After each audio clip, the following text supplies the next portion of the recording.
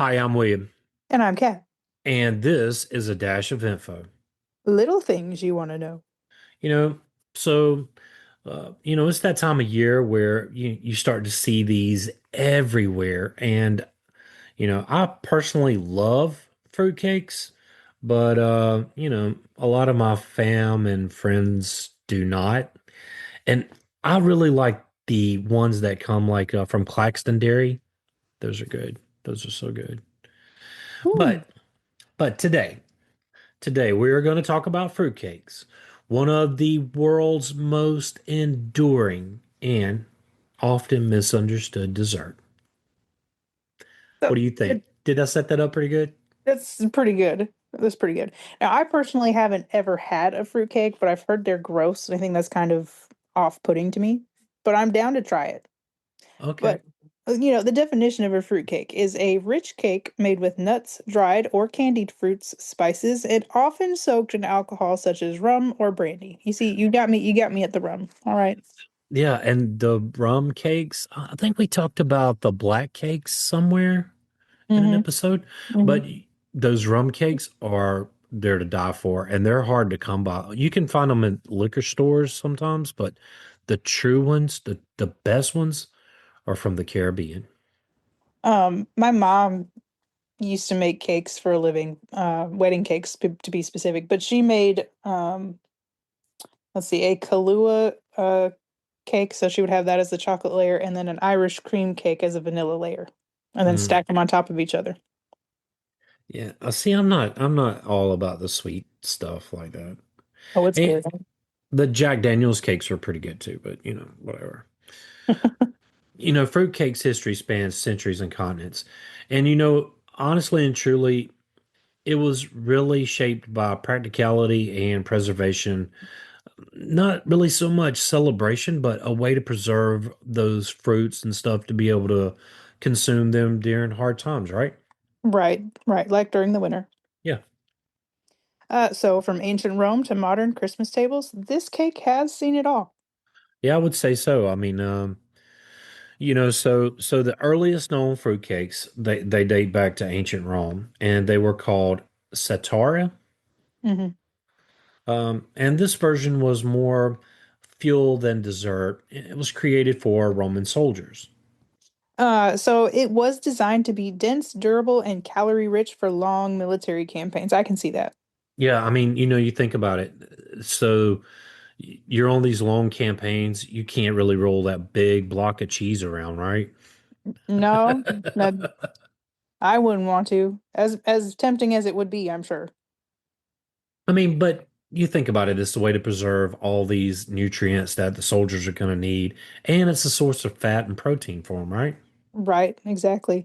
And so, you have the main ingredients, which is barley mash, a base made by combining milled barley with hot water to activate enzymes producing fermentable sugars, and then pomegranate seeds, pine nuts, raisins, and honeyed wine. Hmm. Those fruitcakes, they sound okay. I mean, I would try it. I wouldn't knock it. I would try it. The honeyed wine, which really kind of acted as a sweetener, um, a Roman favorite, not to be confused with mead. Honey wine, I think we talked about it, is a little more, has a lot more water content in it. Right. Yeah. It had that, what, 2-year-old rainwater in it? Was that what it was? Something like that. We'd have to ask Pliny the Elder. But together, these ingredients created a portable, long-lasting cake that fueled endurance on the battlefield, kept the soldiers going. And, its purpose was practical, uh, full of nutrition, and it was really an early example of food preservation through natural sugars and honey. I mean, a Right. fermented cake, think about it. I mean, it's fermented. There's nothing in there that's going to survive. No, no. But hey, I mean, it has some stuff in it that's pretty good for you, right? Yeah, I mean, in all honesty, you really can't taste the alcohol in those cakes. The alcohol is just meant as a preserver. Right. And so let's move on to ancient Egypt. Egypt's sweet afterlife. The idea of fruit-filled cakes wasn't limited to Rome. Ancient Egyptians also made similar treats, and archaeologists found evidence that fruitcakes were placed in royal tombs as burial offerings. Oh wow. So the symbolism of the cake represented sweetness and sustenance in the afterlife. So, you want to make sure that when you make it to the afterlife, you have something that's sweet and can fuel you for whatever journey you need to be on. So this was a spiritual gesture, ensuring the deceased had provisions far beyond death. And, typical Egyptian ingredients, honey, figs, and nuts, abundant along the Nile. And honey served as both sweetener and preservative, protecting the cake from spoilage. These early cakes were designed to last, reflecting both practicality and reverence. And this tradition set the foundation for fruitcake's long-lasting symbolic nature.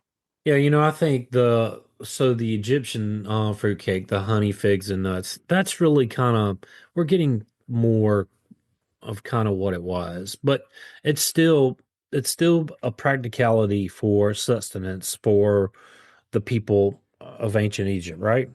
Right. I say before we move into Middle Ages, we take a short break. Sounds good to me. All right. So now that we're back, did you get your water while we was on our break? I have a Pepsi. I left my water in the car, apparently.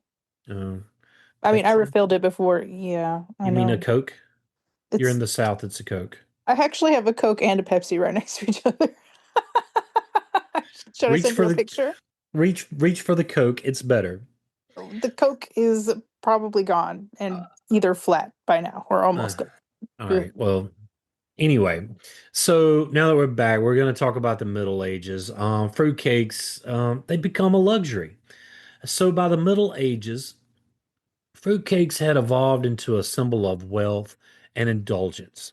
For uh, for the new ingredients arrived through expanding trade routes, and we talked about this in somewhere else, but Um, it was honey, but the spices is what made it, a symbol of wealth because you had cinnamon, nutmeg, cloves, and preserved fruits. So the spice trade by the Middle Ages showed, hey, if you went to somebody's house and they had a fruit cake, they were probably doing pretty good around this time, right? Right, exactly.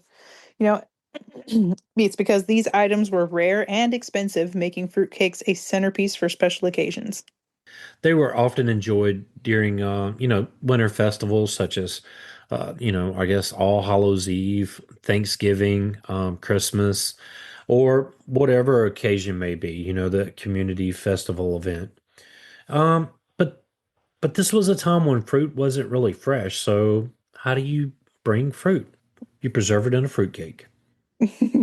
Right. And spices and honey also helped preserve the cakes, allowing them to be made ahead for feasts. All right. Fruitcakes became a status symbol, and they were reserved for the elite or for religious holidays. Moving on to the 16th and 17th century, the English Empire sweetens the deal. Didn't think it could get better, huh? No, I didn't. But honestly and truly, the fruitcakes we've been talking about are not really the fruitcakes uh, that I enjoy. I think we're going to get into the modern cakes.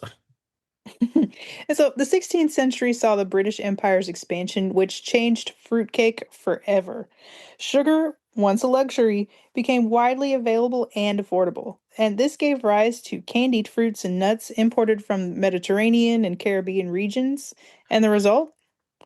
Fruitcake became sweeter, more colorful, and celebratory. Yeah, and so by the 17th century, the recipe evolved even again. Um, So cakes were yeast leavened, making them lighter. Dried fruits were soaked in rum or brandy to enhance the flavor and for longevity to really preserve the cake. Alcohol not only preserved the cakes, but it also tied them to festive, celebratory occasions. So at this time, fruitcakes became a holiday staple and was a beloved British export. So I guess the yeast leavened fruitcakes are kind of what I think about today. For sure. I mean, yeast leavening became the most popular thing for a lot of baked goods, breads, sweets, all kinds of stuff. Yeah. I I mean, it's widely used still today. Yeah, I still like it when they yeah, I guess it makes it easier for the bread to soak up all the alcohol, right? Right. Makes it fluffy, makes it have more air pockets for stuff to go into. Actually, I grew up eating fruitcake. I mean, man, when my grandmother, she always had the same kind. It used to come in a can. Now you have to buy the little log. But I personally love fruitcake. Like I said, nobody around me that is connected with me loves it. I'm still gonna have to try it. But at this point we're crossing the Atlantic and fruitcake in colonial America. Oh, I So, can't wait to hear these ingredients. so of course, British colonists brought their fruitcake traditions to the New World, as one would, right? Yeah. And in colonial America, fruitcake found a new purpose. Fresh fruit was scarce, so preserved, dried, or candied fruitcakes became staples, especially in winter. You know, I fresh fruit, I don't know. Well, I guess you gotta plant the trees, you gotta let the trees mature before you can really start to get the fruit off of it. So, okay, I can kind of see that. Right. Well, and most of the US has a winter that fruits just don't, a lot of fruit trees and bushes and stuff like that, they don't survive or they just don't produce in the wintertime. And so a notable version of this time in colonial America was called mustard cake. And it was dense, spiced, and soaked in alcohol, and mostly made by women for men preparing for military musters, hence the name mustard cake. Yeah, I mean, there you go. They're getting ready for, but so it was served both for fuel and as a token of community support. So the men would go, the women would bake them these cakes, and before they went off to war or battle, boom, you know, I guess that would be a nice gesture. Yeah. I mean, I don't see why not. It's just continuing the original tradition. Yeah. It's still continued its dual identity, practical nourishment, and a symbol of togetherness. So now the real question, why did fruitcakes become a Christmas tradition? Well, this is for several reasons. And it's combined over centuries, right? Right. You got longevity. It's high sugar, alcohol content. It made it ideal for winter months and celebrating, right? Mm-hmm. And then, of course, the luxury ingredients. You got dried fruits, nuts, and spices were all seen as holiday indulgences. And then the gifting tradition. And I think I grew up in this era here where you would give somebody a fruit cake and the next year they would probably gift it back to you. I think Fruitcake, I've heard of that. but fruitcakes really became a popular holiday gift in the 18th and 19th centuries. And I'm here to tell you, it was a big deal. Like I can remember as a kid getting the fruitcakes, and I don't know if I should tell this story, but my dad would be like, "I hate these things." Maybe that's another reason why I like them because I was the only one in the house that would eat it, and I would pretty much eat it all. I'm the only one who eats it here now still, and I'll wrap it up, and I mean, I'll eat that thing for days. So you got your fruit cake and your pecan pie, huh? Yeah. Well, the pecan pie doesn't last as long as the fruitcake, but That's true. So in Victorian England, fruitcakes symbolized celebration and prosperity. Served at weddings and Christmas feasts, and carolers were often given slices as thanks for performing. All right, time out. So, could you imagine having fruitcake as a wedding cake? Or is it being served? I think it might just be served. But then won't that like topple the wedding cake? I don't know. I'm surprised there isn't like a a tradition for like when you get married and you have the something old, something new, something borrowed, something blue. Yeah. It could be like a symbol of perseverance or preservation. Oh, okay. All right. I got you. Okay. Fruitcake gifting became as common as Christmas cards, really cementing its place in holiday culture. And, you could get a Christmas card and a fruitcake, and I would be happy. Right. And its durability made it perfect for shipping or saving a piece for later. Yeah, so I think we should debunk something here. Pirates did not invent fruitcakes to fight off scurvy. It just didn't happen. It was invented for other reasons, but I'm not saying that our mateys didn't use it for that. Well, and scurvy is a type of vitamin deficiency for the most part. Vitamin C deficiency. Yep. Vitamin C deficiency, yes. Um, so American bakers, they adapted recipes as Americans do with local touches, adding pecans and regional spices to the fruit cakes. And maybe the American fruit cakes is the ones I like because they have plenty of pecans and walnuts in it. Uh, that might be where you get me. I'm not big on having crunchy spots in my baked goods. It's it's different. But I don't know how to tell you. I tell you what, I'll buy one and when I see them, I'll buy one. I'll break you off some. I'll bring it to work and let you try it out. sounds good. You're Sounds gonna good. be hooked. Oh. Maybe. I don't know. I'm just saying. I think you hope so. Just to not be alone in your fruitcake endeavors. It's a reason for me to buy another fruitcake, is what I'm saying.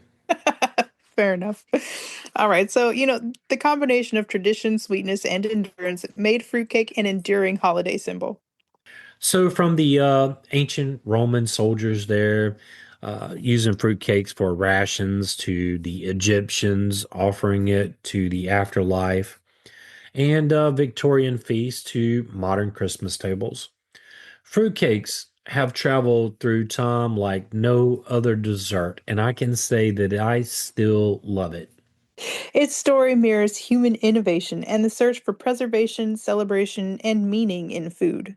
You know, and though it's often joked about today, fruitcake still remains a symbol of endurance, abundance, and tradition. And I know here at my house, it is a tradition. I only buy it once a year, and that is it. I'd only buy one, except for this year I'm gonna buy two, so I can cut cat off some, so I still have my whole one to myself. Your one and a half one. All right. So, next time someone offers you a slice, remember, you're tasting a piece of history. Absolutely, and enjoy it. I mean, you got rum cakes, you got whiskey cakes, you got fruit cakes, there's all different kind of fruit cakes. There's so many out there, but there's only one or two that I really enjoy. Yeah. Well, we'll have to try it. Oh, if you would like to support this podcast, tell a friend and help get the word out. If you would like to help support this show, you can do so at Patreon. The link is in the show notes. William and I want to thank you for listening. Yes, thank you. Join the Facebook group at Info on the Go Share with us your show ideas. or ask us a question. Subscribe and follow us wherever you get your podcast. Send us a text using the link in the show notes or leave a review. Email us at infoonthegopodcast@gmail.com. And yes, that is all one word. Till next time. Stay curious.